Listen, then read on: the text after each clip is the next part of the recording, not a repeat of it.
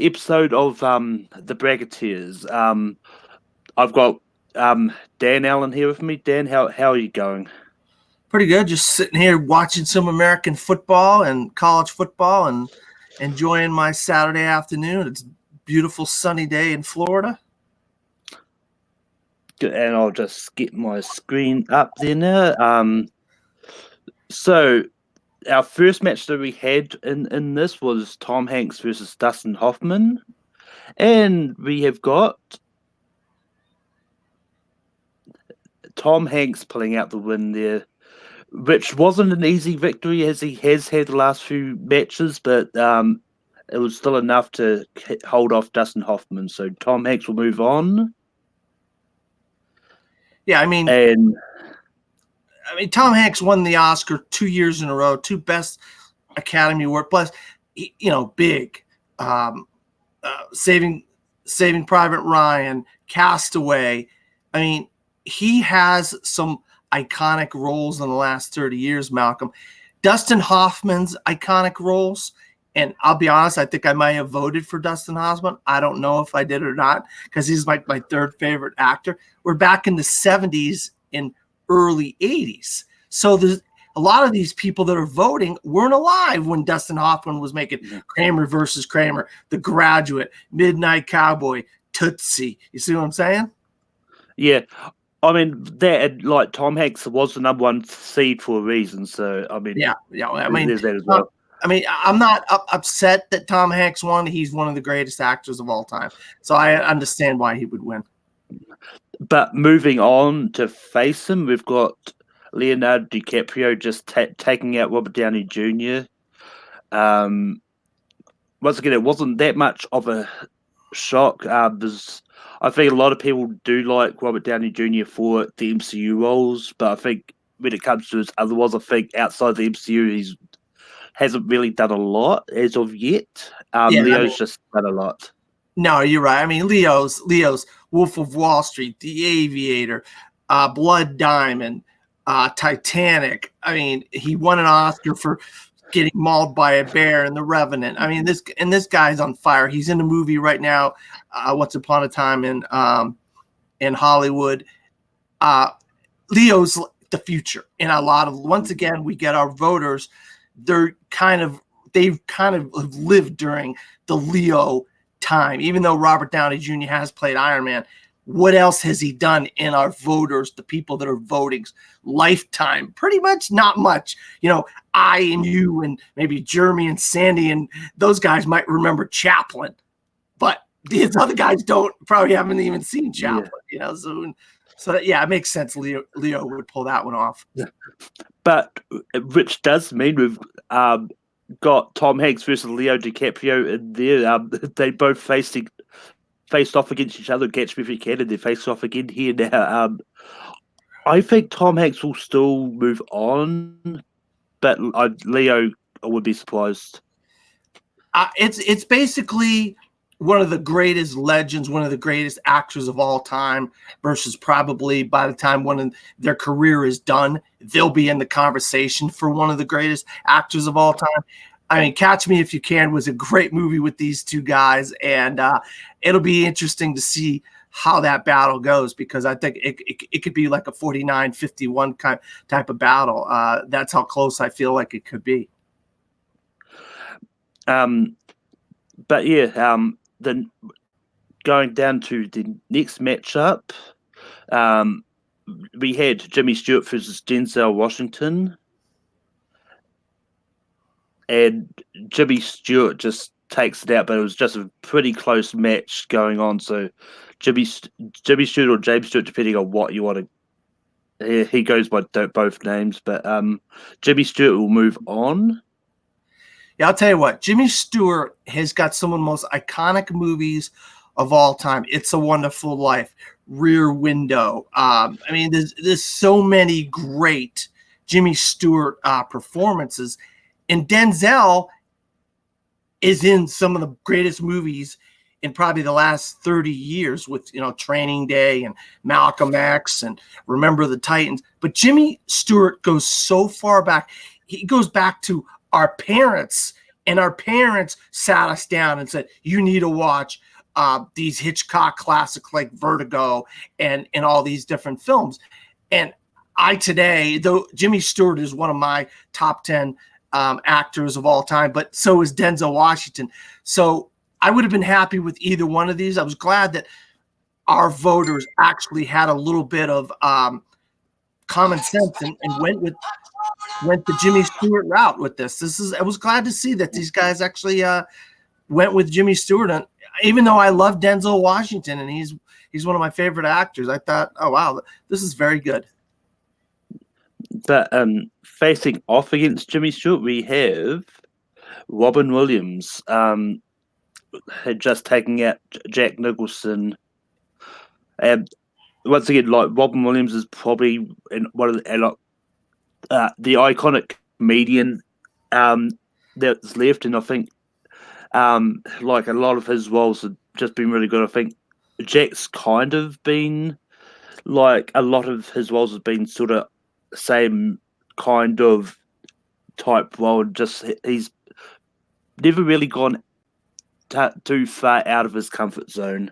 Well, he did a lot. If you go back through Jack Nicholson, even when he's a werewolf, or even when he's the Joker, or even when he's a guy in a loony bin, even when he's an astronaut, even when he's an author, it's just basically Jack Nicholson character, him playing the character. It's not like him going into a character and making it completely different. Where Robin Williams, I mean, he does. In Good Will Hunting, I mean, was obviously his Oscar win, but he was nominated three other times, you know, and he is the comedian that can transcend comedy and go into drama and be emotional. And a lot of people can relate to Robin Williams, and Jack is he's been there. Basically his career ended about 20 years ago, even though he did a couple movies in the 2000s. I think As Good as It Gets was really the last great role from Jack Nicholson. But which means we've got Jimmy Stewart taking on Robin Williams. I think this is where Jimmy Stewart's won, because I think Robin Williams is good, so great. I think he will probably eclipse Jimmy. But what do you think? I'll tell you what. This is a very interesting match. If the people that voted for Robin Williams to be Jack Nicholson vote for Robin Williams this time, he's going to win. But if the people that have an appreciation for classics and Hitchcock and one of the greatest Christmas movies of all time and political intrigue movies in black and white films want to get that guy in there, then Jimmy Stewart will win. I mean, I myself are going to I'll probably vote for Jimmy Stewart in that one because I just have more of an affinity for those movies than I do Robin Williams movies, but I do love Good Will Hunting. I will say that it's one of my favorites. But we've got Christian Bale versus Jake Gyllenhaal, and Christian Bale takes it out. It was closer than what I thought. I thought it might have been a slam dunk for Bale, but Jake managed to take it up very close there. But Christian Bale still came out on top. I think Jake has really had an amazing run the last decade or so, or maybe 15 or so years. But Christian Bale has been in like movies like Empire of the Sun and Captain Corelli's Mandolin. I mean, a lot of folks know him from the Batman films, but like the David O. Russell films, he's phenomenal in those films. And he does so many different kinds of things. He's getting amazing reviews right now for Ford v Ferrari. So I can't wait for that. But I think definitely Christian should have won that one of those two. I love them both. But I think Christian was the better choice there. We've got Gary Oldman versus Sam Jackson, and Gary Oldman wins easily. I mean, Samuel Jackson's great, but I think Gary Oldman's more legendary. Well, the thing is, Samuel L. Jackson has been in more movies than anybody alive. The guy's filmography is ridiculous. But Gary Oldman, you remember him being in these roles because he disappears into Bram Stoker's Dracula, Tinker Tailor Soldier Spy. He disappears into these Hannibal. I mean, he is such an iconic actor, and he was out for the Prime Minister of England. He won an Academy Award a couple of years ago for Darkest Hour. God, why?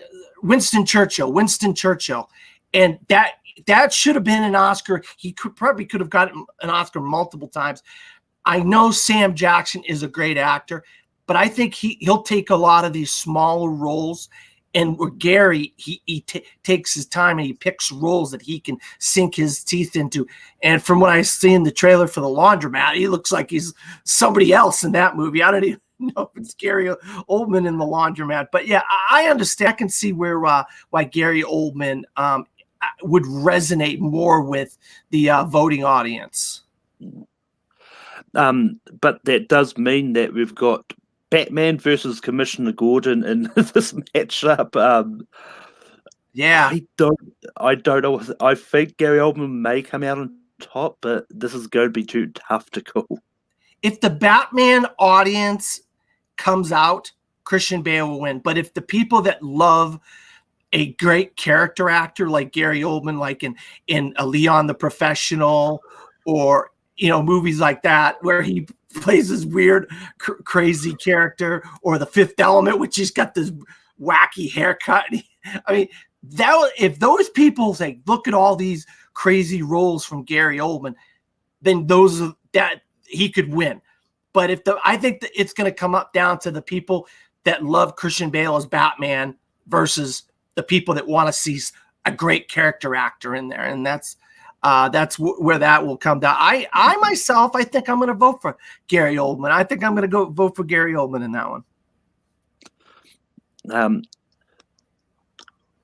But yeah, we've got Robert De Niro versus Brad Pitt, and Robert De Niro takes out Brad. I mean, Robert De Niro is just one of those actors in which, of late, when he's tried doing a lot of his most recent comedy stuff, it just hasn't landed that much. But a lot of his earlier stuff is just so iconic. And I think Brad Pitt's the other way. I think a lot of he's been very careful when it comes to picking up roles, and that I don't know what to expect from Ad Astra when it comes out because it looks interesting.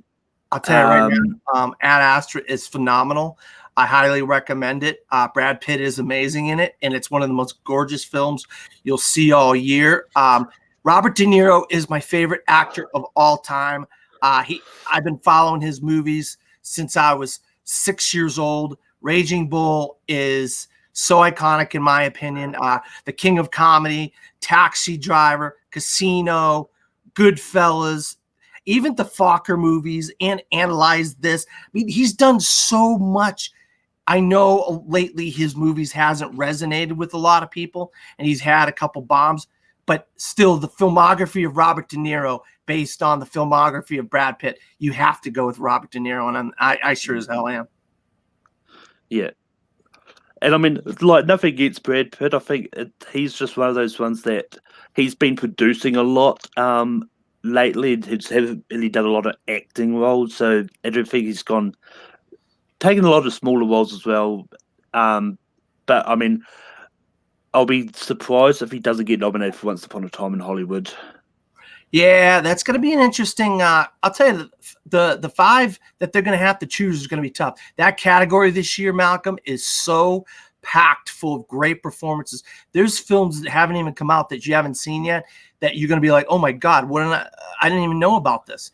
There's stuff with like Antonio Banderas and people like that. Trust me, I'm not messing with you. There's a lot of great male performances this year. But we've got this matchup was one that was just very close. This is one I've been following throughout the week because it's been going back and forth, but it is going to be Brando's taking out Tom Cruise. And this literally came down to one vote. And it was just been going back and forth throughout, and I know Kristen Smith is really happy about this, and I think Brando is taking it out. I mean, nothing against Tom Cruise, and I like Tom Cruise, but he's been pretty much a lot of the time he's been pretty much same in most of his movies. Especially his stuff in the 80s. He was like a one-note wonder. It wasn't until the 90s when he started doing like Born on the 4th of July, Magnolia. Then in the 2000s, it was like he was his action star. I know he's done his career. I mean, I've seen every movie from Tom Cruise's entire career, from 1980, from Taps always to the latest Mission Impossible movie. But you can't quantify the icon that is Marlon Brando in films like, you know, On the Waterfront, The Godfather, those films. I mean, you know, the Tennessee Williams plays that he did, you know, his stuff in the 60s and 70s is some of the greatest movies of all time, some of the greatest roles of all time. When people quote and they do accents based on your performances in your movies, you know, yeah, his Apocalypse Now is amazing. I don't care what anybody says, but like him playing Jor-El and Superman, it was about the money, you know, and he was a little bit of a weirdo. Brando was a little bit of a weirdo. I'm not gonna sit here and mince words about that. He was a little bit of a weirdo, but so was Tom Cruise, jumping on the couch and you know, and Scientology and all that stuff. But I'm shocked. I'll be honest with you, Malcolm. I'm shocked our audience went with Marlon Brando over Tom Cruise. I thought for sure they would go for the icon that is Tom Cruise over the last 40 years of what his body of work has been. But I'm glad to see Brando win it. How about this? We got young Vito Corleone versus old Vito Corleone. Were you about to say that? I literally was, but yeah, we got the Battle of the Godfathers. As much as Brando's run has been great, I think Robert's probably going to take it out. I think, like with his roles that he's done, I think it's going to take Brando out. But if Brando can pull off the upset again, shocking. That could be possible. I mean, yeah, I'm definitely going to vote for Robert De Niro in this one, even though Brando is one of my favorite actors of all time.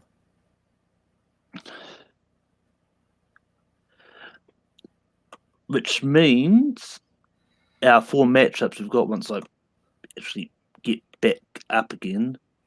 Which means our 4 matchups that we have got, we've got Tom Hanks versus Leonardo DiCaprio. We've got Christian Bale versus Gary Oldman. We've got Jimmy Stewart versus Robin Williams. And we've got Robert De Niro versus Marlon Brando. 4 great matchups. 4 great matchups. Oh, definitely. It's definitely going to heat up. And this is going to be probably 4 close matches as well. I don't think Tom Hanks is going to pull off a major upset like he has been doing the past few rounds. I mean, lots of people would argue that Tom Hanks had the easy road coming down here but his first 2 matches, it was literally he had most of the votes. The other one only had 1 vote. So like. So somebody just don't like Tom Hanks if all the vote. I mean, someone didn't like, because if the 1 vote went for somebody else, somebody just does not like Tom Hanks, or they have a bias against Forrest Gump or something. I know there are Forrest Gump haters out there. I love that movie, but that's just me. Yeah, I mean, it could just be that they like the other actor more, because that is possible as well. But if that does come to the end of another show, Dan, we can find you online. Well, you always can find me at Dan Skip Allen on Facebook, Twitter, Instagram, and Pinterest, or you can go to cinesportstalk.com. That's cinesportstalk.com, where I write about movies that I go see in the theater. So those are where you can find my movie reviews. Yeah, and you can find me on Rankum every Sunday night. Tomorrow is going to be 90s comedy TV shows. You can find me hosting Full Metal Random every Tuesday, and I compete all over the place and host a lot of the plays as well. So until we'll see you next week with the results of round 4.